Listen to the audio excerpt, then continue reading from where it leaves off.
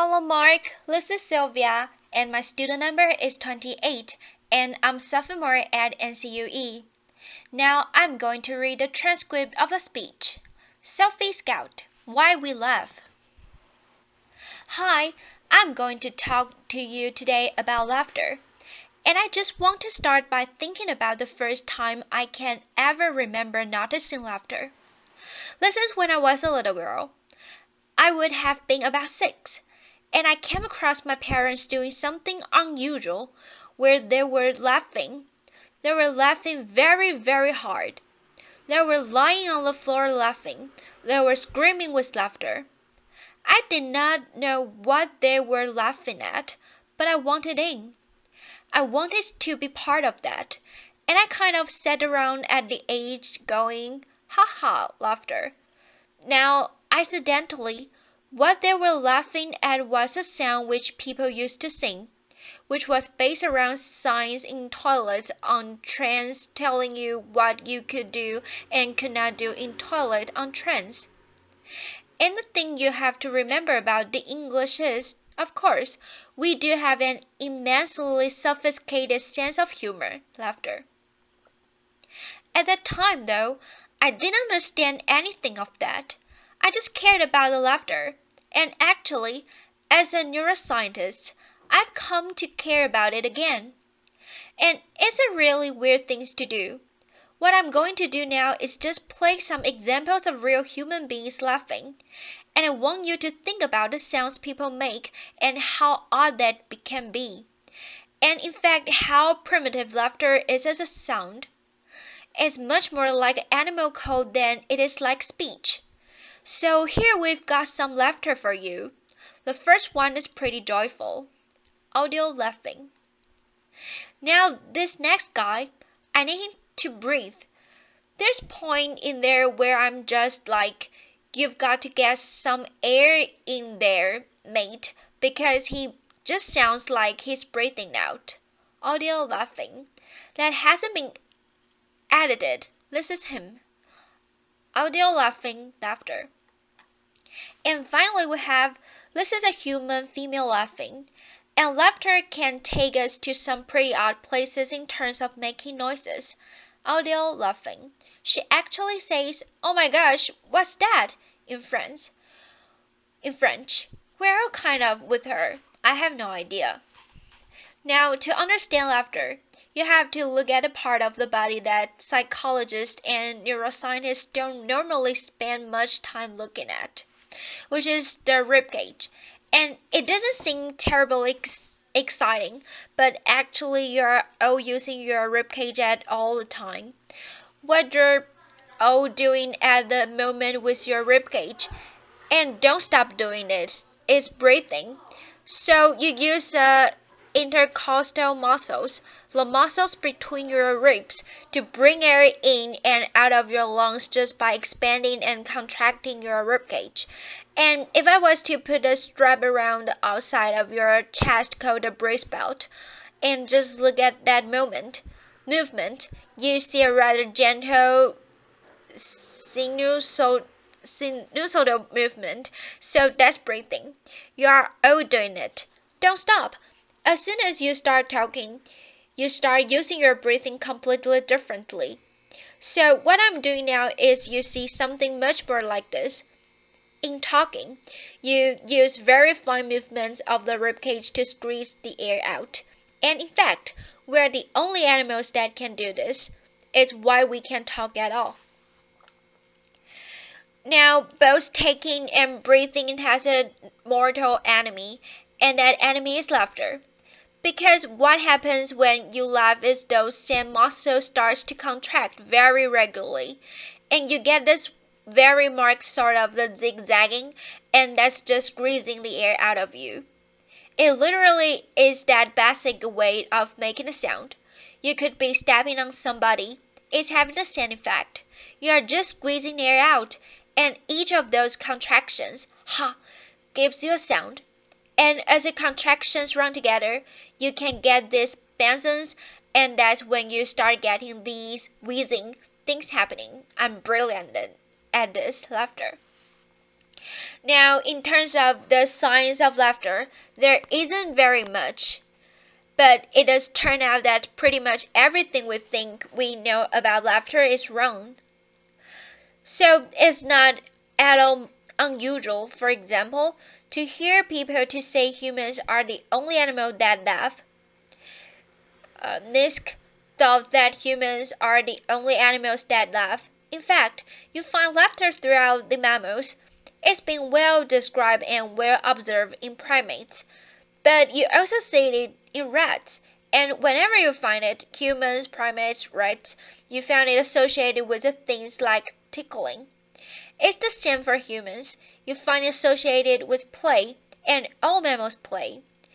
And whenever you find it, it's associated with interactions. So Robert Previn, who has done a lot of work on this, has pointed out that you are 30 times more likely to laugh if you are with somebody else than if you are on your own. And where you find most laughter is in social interactions like conversations. So if you are asked human beings, when do you laugh? They'll talk about comedies and they'll talk about humors and they'll talk about jokes. If you look at when they laugh, they are laughing with their friends. And when we laugh with people, we hardly ever actually laughing at jokes. You are laughing to show people that you are understanding them, then you agree with them, that you're part of the same groups as them. You're laughing to show that you like them. You might even love them. You're doing all that at the same time as talking to them. And the laughter is doing a lot of that emotional work for you. Something that Robert Previn has pointed out, as you can see here, and the reason why we were laughing when we heard those funny laughs at the start, and why I was laughing when I found my parents laughing, is that it's an enormously behaviorally contagious effect. You can catch laughter from somebody else, and you are more likely to catch laughter of somebody else if you know them. So it's still modulated by the social context. You have to put humor to one side and think about the social meaning of laughter because that's where its origins lie. Now, something I've got very interested in is different kinds of laughter. And we have some neurobiological evidence about how human beings vocalize that suggests there might be two kinds of laugh that we have. So it seems possible that the neurobiology for helpless, involuntary laughter, like my parents lying on the floor screaming about a silly song, might have a different basis to it than sounds of that more polite social laughter that you encounter, which isn't horrible laughter, but it's behavior somebody is doing as a part of their communicative act to you, part of their interaction with you. They are choosing to do this. In our evolution, we have developed two different ways of vocalizing. Involuntary vocalizations are part of an older system than the more voluntary vocalizations like the speech I'm doing now. So we might imagine that laughter might actually have two different roots. So I've been looking at this in more detail. To do this, we've have to make recordings of two people laughing, and we've had to do whatever it takes to make people laugh, and we got those same people to produce more post social laughter. So imagine your friends talk a joke, and you're laughing because you like your friend, but not really because the joke at all that. So I'm going to play you a couple of this. I want you to tell me if you think this laughter is real laughter, or if you think it's posed. So is this involuntary laughter or more voluntary laughter? Audio laughing. What does that sound like to you? Audience post. Sophie Scott. Post. How about this one? Audio laughing. Laughter. I'm the best. Laughter. Applause. Not really. No, that was helpless laughter. And in fact, to record that, All they have to do was record me watching one of my friends listening to something I knew she wanted to laugh at, and I just started doing this. What you find is that people are good at telling the differences between real and posed laughter. They seem to do different things to us. Interestingly, you see something quite similar with chimpanzees. Chimpanzees laugh differently if they're being tickled than if they're playing with each other. And we might be seeing something like that here: involuntary laughter, tickling laughter, being different from social laughter. They are acoustically very different. The real laughs are longer, they are higher in pitch. When you start laughing hard, you start squeezing air out from your lungs under much higher pressures than you could ever produce voluntarily. For example, I could never pitch my voice that high to sing. Also, you start to get this sort of contractions and weird whistling sounds, all of which means that real laughter is extremely easy or feel extremely easy to spot. In contrast, posed laughter, we might think it sounds a bit fake. Actually, it's not. It's actually an important social cue. We use it a lot. We are choosing to laugh at a lot of situations, and it seems to be its own thing. So, for example, you find nasality in posed laughter, that kind of ha ha ha ha sounds that you never get, you could not do if you were laughing involuntarily. So you do seem to be genuinely these two different sort of things. We took it into the scanner to see how brains respond when you hear laughter.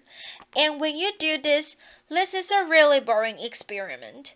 We just played people real and posed laughs. We didn't tell them it was a study on laughter. We put other sounds in there to distract them. And all they're doing is lying listening to sounds.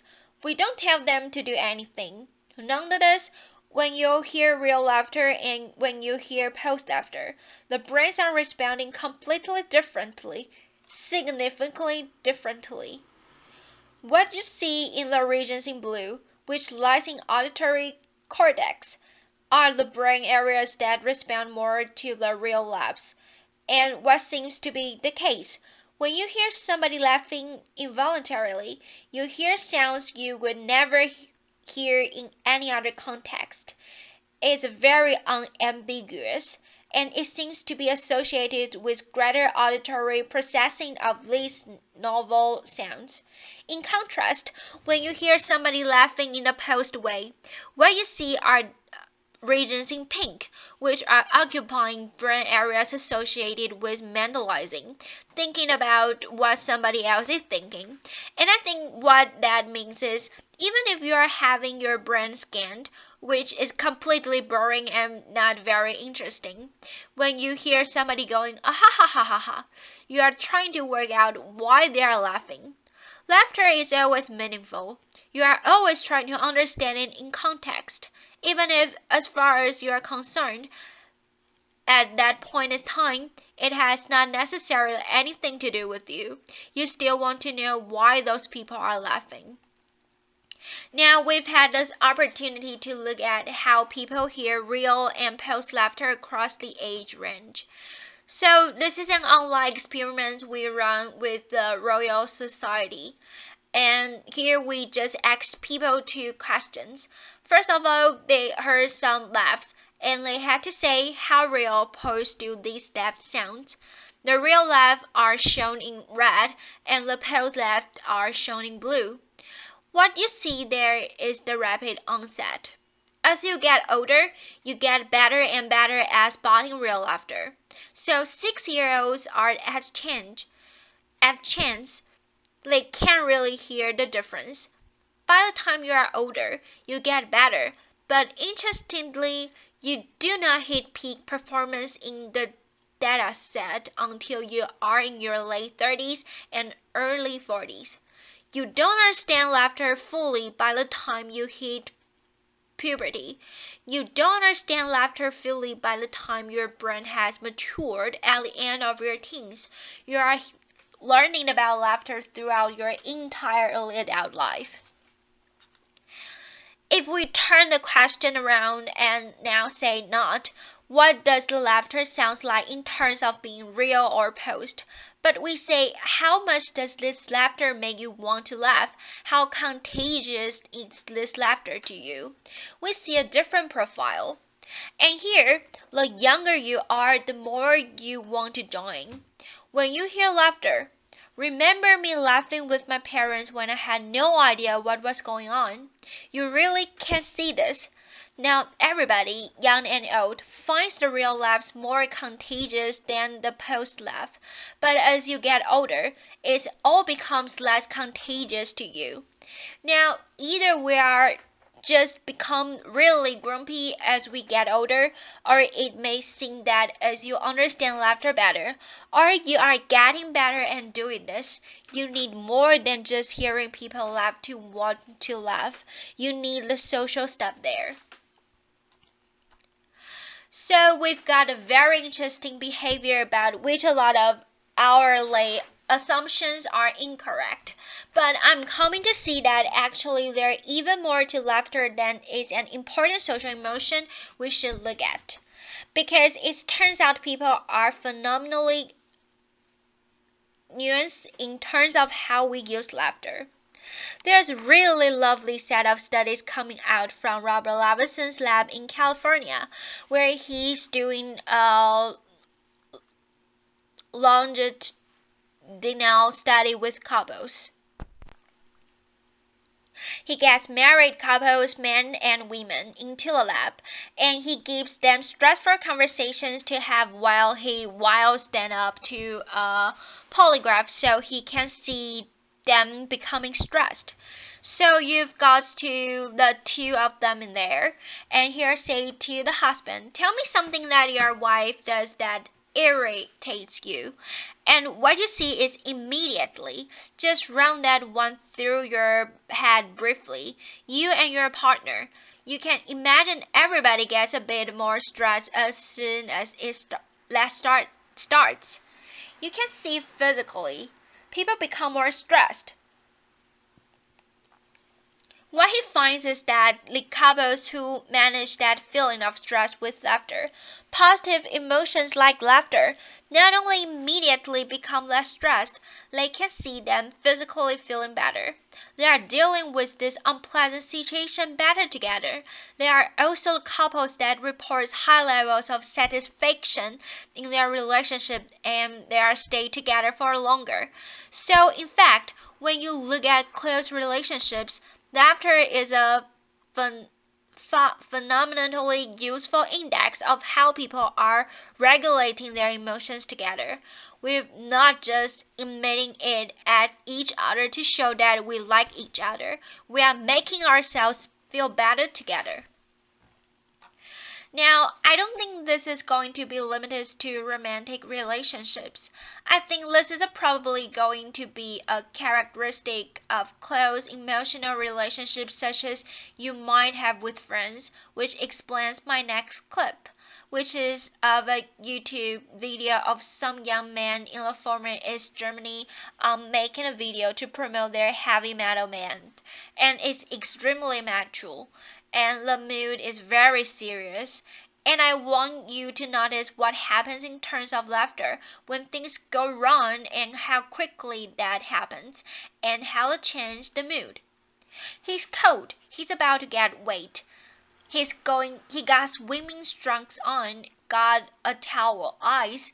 What might possibly happen? Video starts. Serious mood and his friends are already laughing. They are already laughing hard. He's not laughing at laughter. He's starting to go now. And now they are all of laughter. They are on the floor laughter. The thing I really like about that is it's all very serious until he jumps onto the ice. And as soon as he doesn't go through the ice, but also there isn't blood and bone everywhere. His friends start laughing, and imagine if that had helped him out with him standing there going, no, seriously, Henry, I think this is broken. We wouldn't enjoy watching that. That would be stressful. Or if he was running around with the visibly broken leg laughing, and his friend are going, Harry, I think we need to go to the hospital now. That also wouldn't be funny. The fact that the laughter works, it gets him from a painful, embarrassing, difficult situation into the funny situation into what we've actually enjoying there. And I think that's a really interesting use, and it's actually happening all the time. For example, I can remember something like this happening at my father's funeral. We were jumping around on the ice in our underpants. We are not Canadian, laughter applause. These events are always difficult. I had a relative who was being a bit difficult. My mom was in a good place, and I can remember finding myself just before the whole thing started telling the story about something that happens in a 1970s sitcom. And I just thought that at time, I don't know why I'm doing this, and what I realized I was doing was I was coming up with something from somewhere I could use to make her laugh together with me. It was a very basic reaction to find some reasons we can do this. We can laugh together. We are going to get through this. We are going to be okay. And in fact, all of us are doing this all the time. You do it so often you don't even notice it. Everybody underestimates how often they laugh, and you are doing something when you laugh with people that's actually letting you access a really ancient evolutionary system that mammals have evolved to make and maintain social bonds, and clearly to regulate emotions, to make ourselves feel better. It's not something specific to humans. It's a really ancient behavior which really helps us regulate how we feel and makes us feel better. In other words, when it comes to laughter, you and me, baby, are nothing but mammals. Laughter. Thank you. Thank you, applause. Thank you for your listening.